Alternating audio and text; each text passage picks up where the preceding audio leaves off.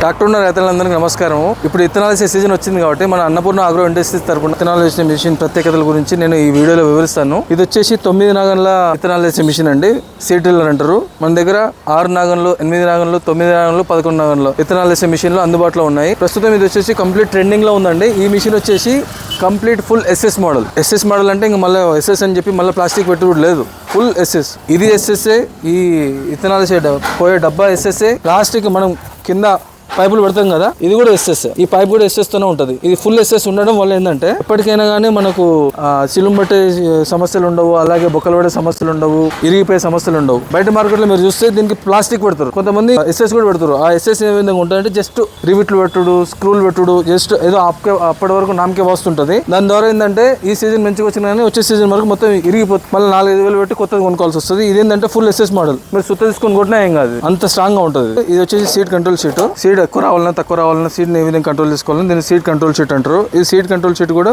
మొత్తం ఐరన్తోనే ఉంటుందండి. మళ్ళీ ప్లాస్టిక్ రాదు. ఇది ఈ గేరు ఐరనే, ఇది ఐరనే, ఇది ఐరనే, ఇది ఐరనే. తద్వారా ఏంటంటే మనకి తొందరగా ఖరాబ్ అయ్యే సమస్యలు అనేవి ఉండవు. అలాగే ఈ రూటర్ షాఫ్ట్ వచ్చేసి కూడా మన దాంట్లో ఫుల్ బేరింగ్ సిస్టమ్ వస్తుంది. 2 వైపులా సీల్ ఉండే బేరింగ్ సిస్టమ్ వచ్చేస్తుంది. తద్వారా ఏంటంటే మనకు గింజ అనేది ఒతాన పడకుండా, ఒతాన జామ అయిపోయి జామకుండా ఉండకుండా సరాసరి పడడానికి, లైన్ పోంటే పర్ఫెక్ట్ పడడానికి ఈ బేరింగ్ అనేది మంచిగా దోహదపడుతుంది.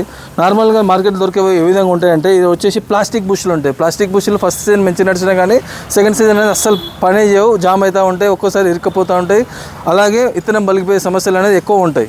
ఈ రూటర్ షాఫ్ట్ కూడా అడ్జస్టబుల్ చేసుకోవచ్చండి. ఈ రూటర్ షాఫ్ట్ పైకి కిందికి విత్తనం, ఒకవేళ విత్తనం చిన్నగా ఉందంటే చిన్నగా, పెద్దగా ఉంటే పెద్దగా, విత్తనాన్ని బట్టి, విత్తనం సైజుని బట్టి పగిలిపోకుండా.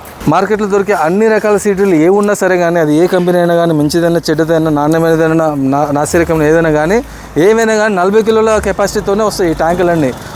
మన ఈ యొక్క సీడ్లో మాత్రమే మందైనా కానీ, విత్తనాలైనా కానీ ఏవైనా 50 కిలోలు వేసుకోవచ్చు ఆరామ్సే.